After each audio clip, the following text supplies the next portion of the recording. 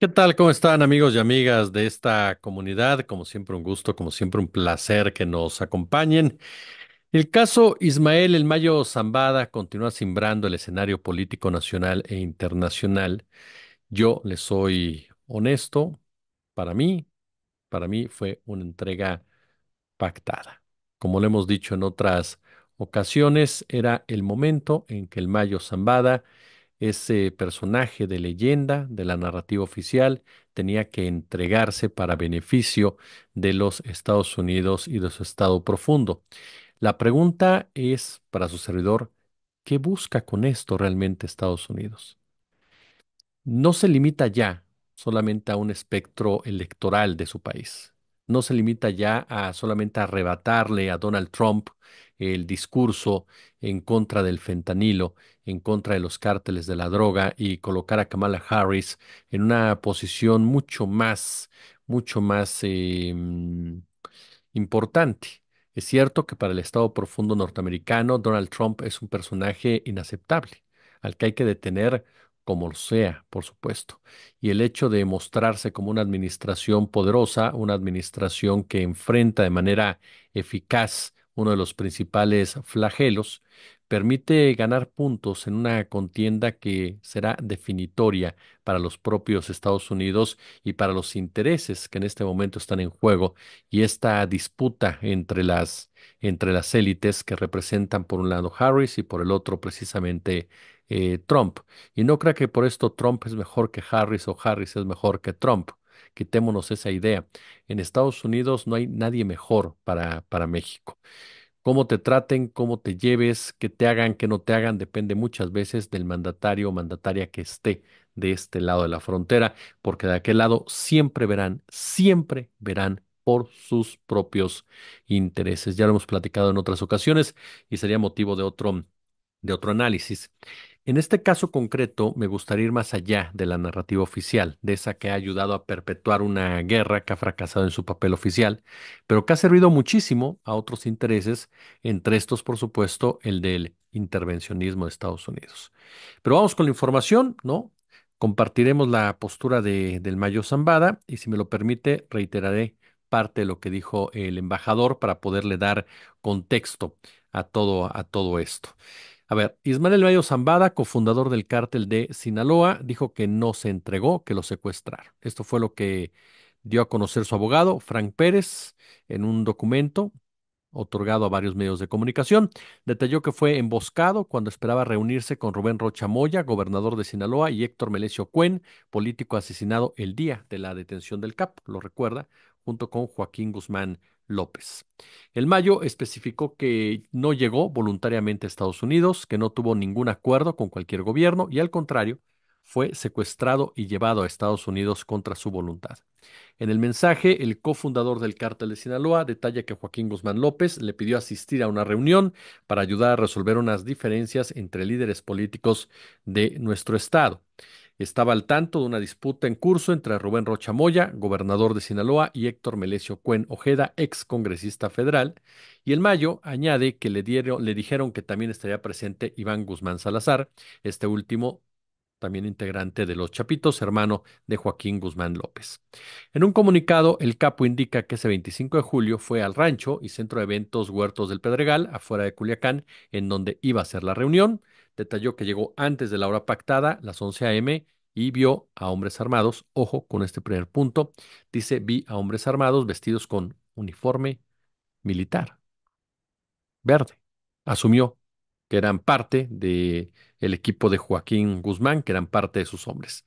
El Mayo dijo que iba acompañado por cuatro personas solamente, cuatro personas de su seguridad, dos de los cuales quedaron fuera del perímetro, y los dos que entraron conmigo eran José Rosario Eras, comandante de la Policía Judicial del Estado de Sinaloa, otro detalle que vale la pena señalar, un comandante de la Policía Judicial cuidando al Mayo Zambada, y Rodolfo Chaides, miembro de mi equipo de seguridad desde hace mucho tiempo. ¿Por qué les digo que destaquemos este punto? Porque este documento tiene toda la intención política de hablar de narcopolítica, de la protección al Mayo Zambada por parte del gobierno estatal. ¿Qué más dice el documento del Mayo? Al caminar hacia el área de la reunión, de acuerdo con el Mayo, dice que vio a Héctor Cuen, uno de sus ayudantes, a los cuales saludó brevemente antes de entrar a un cuarto que tenía una mesa con frutas. Vi a Joaquín Guzmán López, a quien conozco desde que era joven, y me hizo gestos para que lo siguiera. Yo, confiando, dice el Mayo, confiando en la naturaleza de la reunión y los involucrados, lo seguí sin vacilar, fui dirigido a otro cuarto oscuro. Entró, confiado, Ismael Mayo Zambada, el hombre que ni siquiera hablaba por teléfono para que nadie tuviera registro de su voz, el hombre que en reuniones de trabajo difícilmente expresaba más de lo que tenía que decir y que nunca iba solo a ningún lado. Entró a ese cuarto oscuro en donde fue emboscado. Un grupo de hombres me asaltó, me tiraron al piso, me pusieron una capucha de color oscuro en la cabeza, me amarraron y esposaron. Luego me obligaron a subir a la caja de una camioneta. Fui sometido a abuso físico, lo que resultó en serias heridas físicas en mi espalda, rodillas y muñecas. Ponga mucha atención a esto. Luego me llevaron a una pista de aterrizaje a unos 20 o 25 minutos de distancia, donde me obligaron a subir a un avión privado. Y Joaquín entonces me quitó la capucha, me ató con bridas al asiento, ¿no? Y me dijo que íbamos en el avión con el piloto. Especificó que el vuelo duró cerca de 2 horas y media, 3 horas, no hubo paradas hasta que llegamos al Paso, Texas, y añadió que en la pista ya agentes del gobierno federal de Estados Unidos lo custodiaron. Enfatizó que la noción de que me rendí o cooperé es completa e inequivocadamente falsa. Me trajeron a este país a la fuerza y bajo coacción, sin mi consentimiento y contra mi voluntad. Sobre la muerte de Héctor Cuen, añade que conoce la versión oficial, ¿no? De que fue disparado el 25 de julio en una gasolinería por dos hombres en una motocicleta que buscaron robar su camioneta, pero dice eso no pasó. Él fue asesinado al mismo tiempo y en el mismo lugar de donde fui secuestrado. Añade que Héctor Cuen era un viejo amigo y lamenta su muerte, además de las desapariciones de José Rosario Eras López, Rodolfo Cháides, los que no han sido vistos desde entonces. Llama a los gobiernos de México y Estados Unidos a ser transparentes, a brindar la verdad acerca de su secuestro a Estados Unidos y acerca de las muertes de Cuen, de Eras y de Chaidez y cualquier otro que haya muerto ese día. Y ojo con este último párrafo. Hago un llamado a la gente de Sinaloa a usar la moderación y mantener la paz en nuestro estado. Nadie, nada puede ser resuelto por la violencia. Hemos pasado por ese camino antes y todos pierden. Fue lo que dijo hoy Ismael El Mayo Zambada a través de este comunicado perfectamente bien redactado, perfectamente bien definido cronológicamente. La gran pregunta es, ¿quién lo dictó? La declaración del embajador Joaquín Guzmán se habría entregado de manera voluntaria, ¿no? No así el Mayo Zambada, quien fue llevado contra su voluntad, es decir, ahí coinciden. Dice el embajador que no utilizaron recursos estadounidenses en la rendición, que no fue su avión, que no fue su piloto, que no fue su gente. Coincide también con lo que dice Zambada, ¿no? Que era un piloto de un avión que tenía Joaquín Guzmán López. Ojo, no se presentó ningún plan de vuelo ante las autoridades estadounidenses. El vuelo inició en Sinaloa, aterrizó en Santa Teresa, Nuevo México. El piloto no era un empleado ni fue contratado por el gobierno de Estados Unidos ni algún ciudadano estadounidense, ¿no? A ver, esa es la información tal cual. Em, por supuesto, ya el presidente de la República, Andrés Manuel López Obrador, fue cuestionado al respecto. No olvidemos que Andrés Manuel López Obrador y Claudia Sheinbaum se reunirían con Rubén Rocha este sábado, allá precisamente en Sinaloa.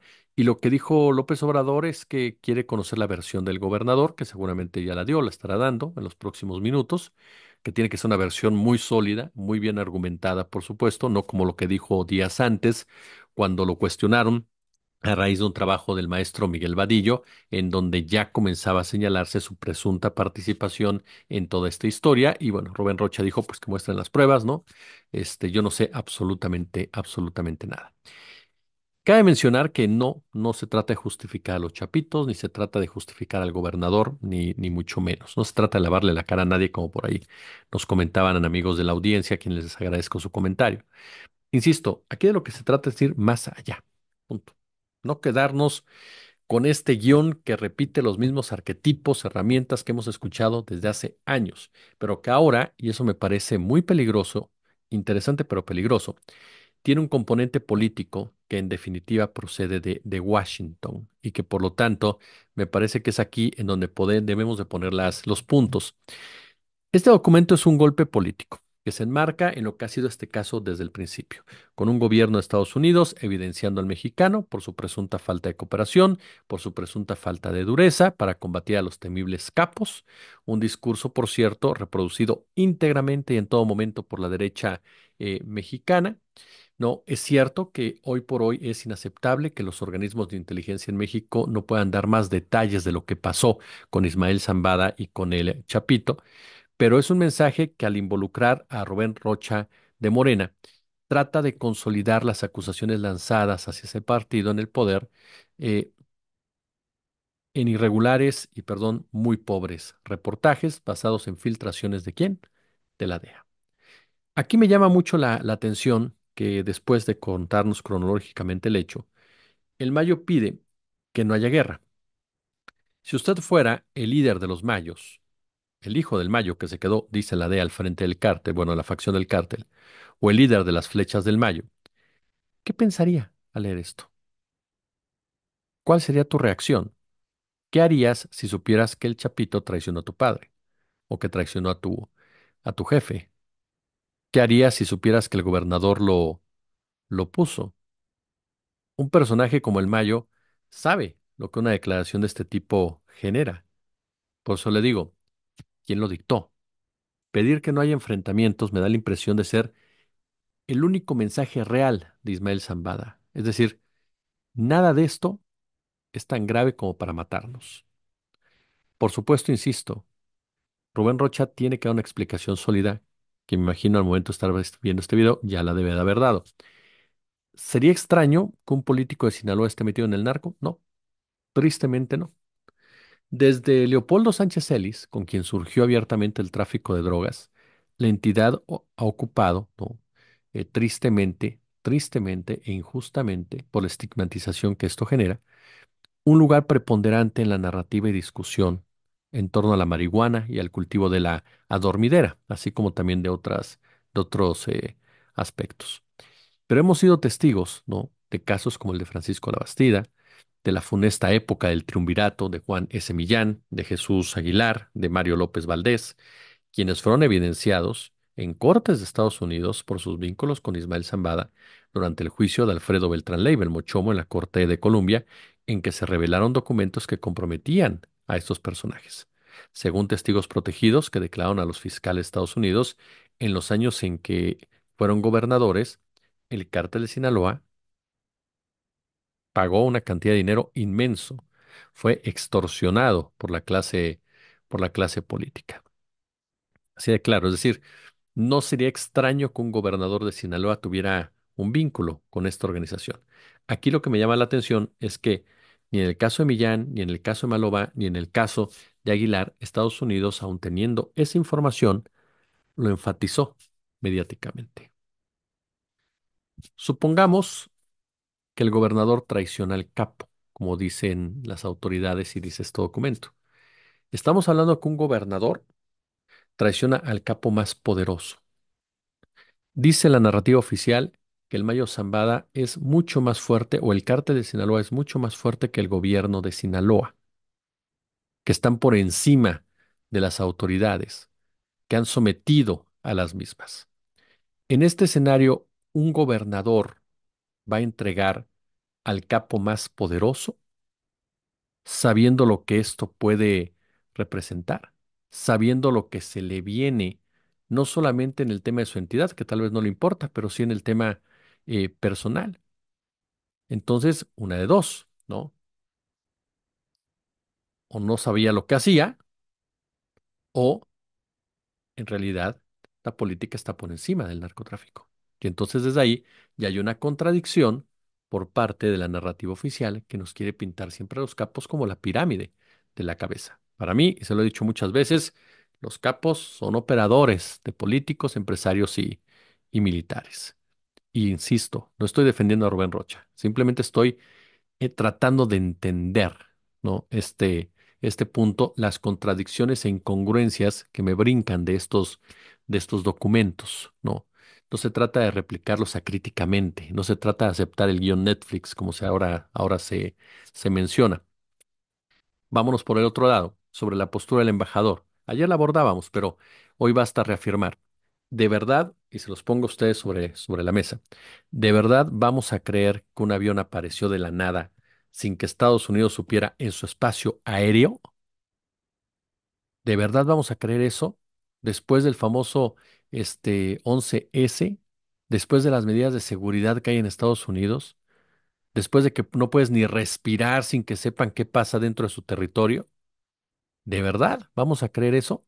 Que de repente llega un avión, ¿no? De los poderosísimos narcos, otra vez esos narcos tan poderosos que logran pasar por el espacio aéreo de Estados Unidos sin que ningún radar sepa quién es, cómo van, de dónde vienen. ¿De verdad? ¿De verdad, señor embajador? ¿Usted que es un halcón quiere que creamos ese punto? Y que cuando abrieron la portezuela del avión, apareció Joaquín Guzmán y dijo, sorpresa, les traigo al Mayo. Y no tenían ni idea, porque caray, ¿no? O sea, todo queda entonces en un asunto de capos políticos mexicanos corruptos y agencias mediocres, ¿no? Eso es lo que quieren que creamos con este tipo de versiones. Yo le recuerdo al embajador y que el FBI destacó horas después de este tema, la captura del Mayo, que totalmente dijo en colaboración con la DEA, el FBI y la DEA, arrestamos a dos líderes del narcotráfico. Y cuando ellos hablan de arrestos, si usted me dirá, oye, es semántica, no. Cuando ellos hablan de arrestos, hablan de investigación, trabajo de campo, seguimiento y todo ese tipo de rollo que justifica su presupuesto. Entonces, ¿quién está mintiendo aquí? ¿Quién está mintiendo aquí? ¿Ante qué estamos? Se lo reitero, para mí fue una entrega pactada y sinceramente nada de esto cambia mi opinión. Más bien confirma el uso político de Estados Unidos a la guerra contra las drogas. Al final, y más allá de este humo, hay que cuestionarnos, de verdad, hay que cuestionarnos, ¿para qué sirve la guerra contra las drogas? Es una política pública que no ha logrado reducir el consumo de drogas y el costo de la sobredosis en Estados Unidos, incluso aumentó esto último eh, disminuyó, ¿no? El costo de las drogas, entonces no sirvió para combatir y erradicar el narcotráfico. De aquí surge entonces la siguiente pregunta. ¿Realmente está diseñada para erradicar el narcotráfico? ¿Realmente está diseñada para disminuir la sobredosis? ¿Realmente está diseñada para combatir el tráfico de estupefacientes? Le han destinado miles y miles y miles y miles y miles de millones de dólares en la historia. Entonces, ¿para qué está diseñada? Segunda pregunta, ¿de verdad los narcos son tan poderosos? Si todos han caído detenidos o muertos, ¿y qué ha cambiado? ¿Qué genera realmente la detención de los capos? ¿Calma?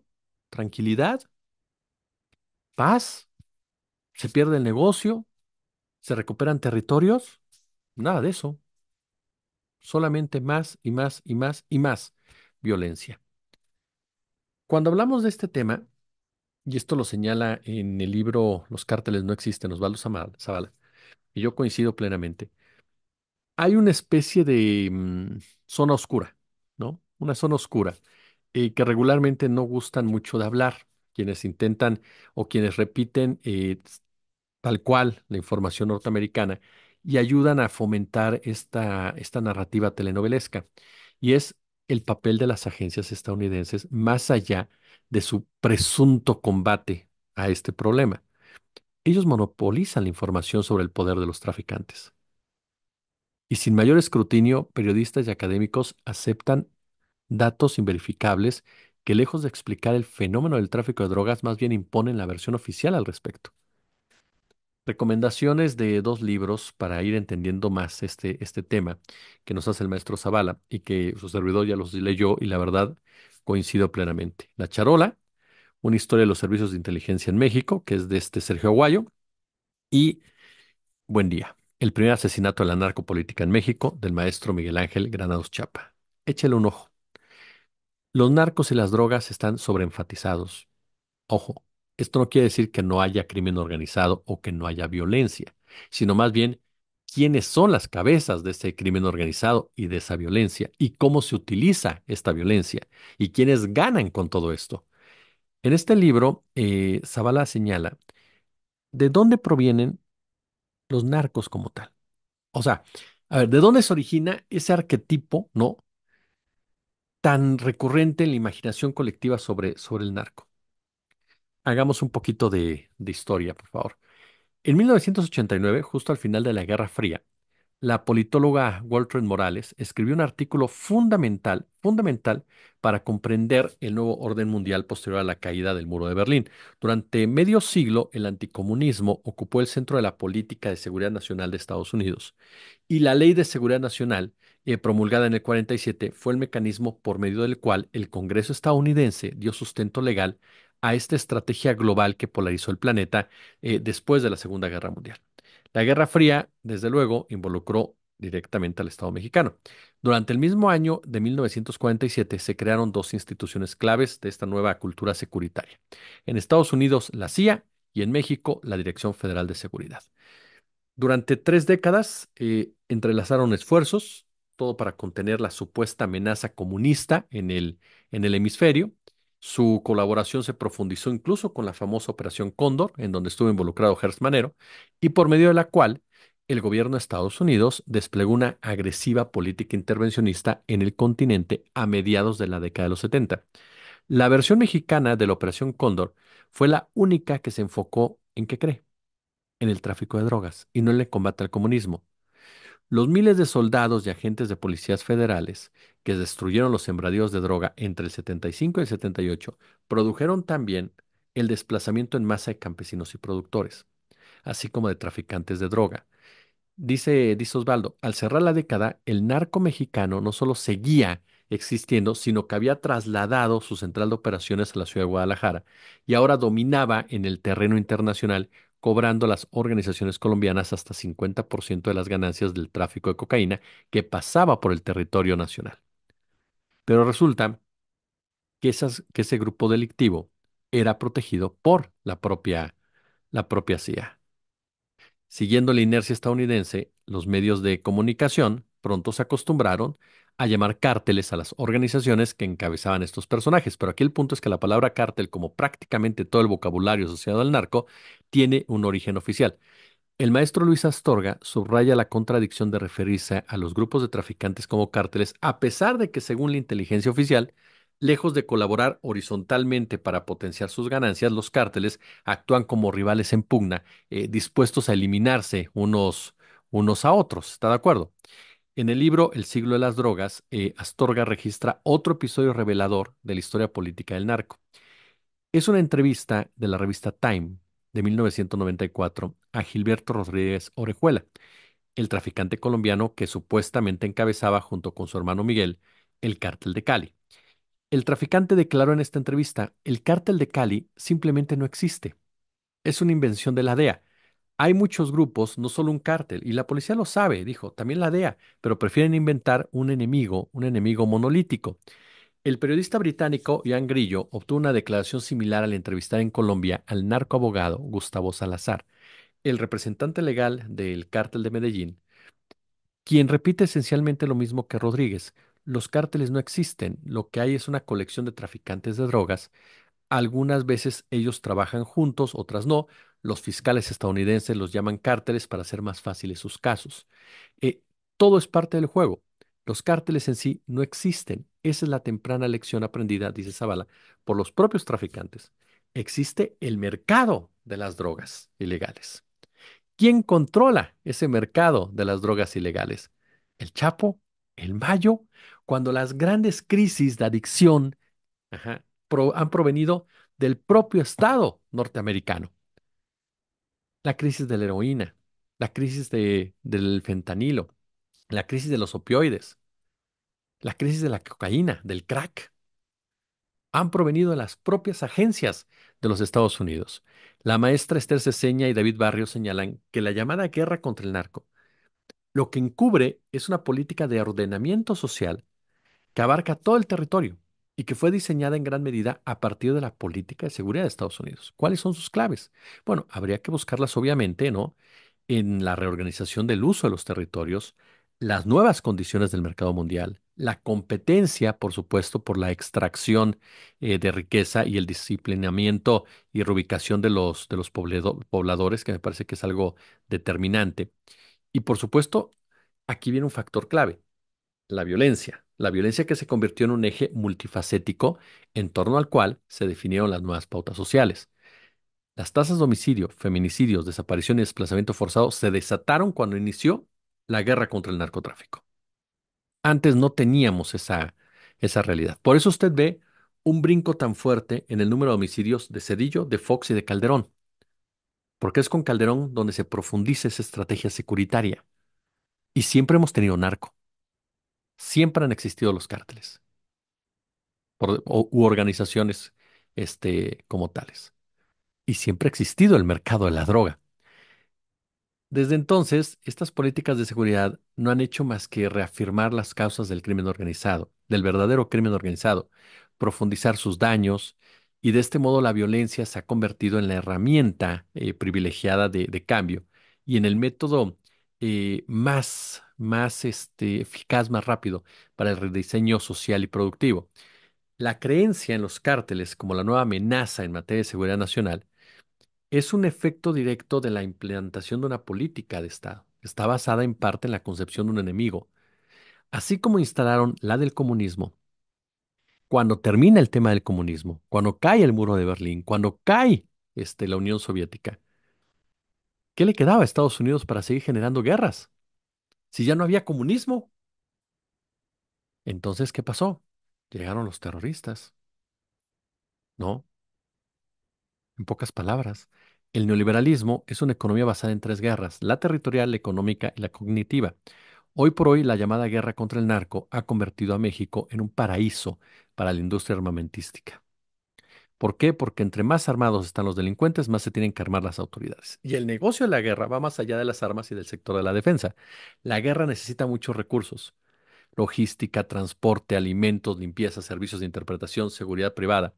Vivimos en medio de 32 conflictos bélicos en el planeta y cada conflicto es un gran negocio de las empresas armamentísticas.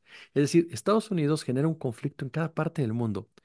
Bueno, el lobby estadounidense, la corporotocracia como tal, para tener ganancias. Los beneficios económicos son parte de la guerra y las guerras se producen ¿para qué? Para extraer beneficios. Los conflictos en Ucrania, Medio Oriente, África, todos territorios sacrificables para el gran capital, se basan en cuestiones geopolíticas, terrorismo, en fin. ¿Qué estaba América Latina? Había que inventarle algo para justificar el intervencionismo y la guerra. Al narco. El Mayo les cayó del cielo, el Mayo lo puso el Gober, al Mayo se lo llevó el Chapito, el Mayo estaba en tratos con el FBI, una trama para que la rueda siga girando. Y estas versiones tienen, insisto, un tinte político, muy podrido, injerencista, digno de la DEA, de sus agencias de inteligencia, de la CIA y demás. Y Estados Unidos, su llamado Estado profundo, está mandando mensajes a Sheinbaum y a López Obrador a través de lo que controla, lo que le ha servido para desestabilizar gobiernos, para imponer estrategias que derivan en despojos y el negocio de la muerte. Está cobrando facturas al gobierno de la 4T y no va a parar hasta que no le den lo que quieren, que es el regreso a lo que había con Calderón. Quieren condicionar a Sheinbaum, los resultados electorales, lo hemos dicho mil veces, no significan la derrota de los poderes fácticos y este es un ejemplo palpable. Poderes fácticos que presionan de diferentes maneras. Ya lo vimos con el peso, ya lo vimos ahora con la reforma judicial. Están presionando durísimo. Están tratando de resquebrajar el poder consolidado de Morena en las urnas. Y esto es festejado, claro, por los corifeos de la oposición, ¿no? Que buscan y quieren que sus patrones cobren las facturas pendientes. Claro, hay voces que indican que ¿qué más quieren? Además de presionar a Sheinbaum. Algunos se atreven a hablar de que quieren cobrársela de plano a Andrés Manuel López Obrador. Mire, lo cierto es que Estados Unidos va a presionar con sus piezas. Eso es lo que va a hacer y va a seguir haciendo. Y este tema en particular del Mayo Zambada, lo único que viene a confirmar es esto. Yo insisto, yo no estoy lavando la cara ni a Rubén Rocha ni a los Chapitos, ni mucho menos. Simplemente se trata de ir más allá y de explicar realmente qué es lo que pasa cuando hablamos de crimen organizado y quién es el cártel de cárteles y cómo manipula esta información para sus propios beneficios. Lo demás Es una serie de Netflix. Pulgar arriba. Como siempre, si les gustó el video, compartan el video, déjenos su comentario, ya lo saben, suscríbanse. Si son ustedes tan, pero tan amables, échenos el super chat, échenos el super gracias, únanse al canal. Este video no creo que lo vayan a monetizar por el tema, pero ayúdenos, échenos la mano, por supuesto, para seguir creciendo. Ya llegamos a los 191,000, vamos por los 200,000. Y ya lo saben, como siempre, un gusto, como siempre, un placer. Al ratito, Manuel Hernández Borbolla, también está, por supuesto, mi querido Federico Bonazo y Ricardo Valderas con narrativas y también un tema fundamental. Vamos a tener una entrevista más noche con Juan Martín Pérez. Yo mañana les compartiré un comentario sobre todo este tema también de la derecha, de su marcha y todo lo demás y las declaraciones lamentables de Xóchitl Gálvez dadas a conocer el viernes. Gracias y como siempre un gusto, como siempre un placer.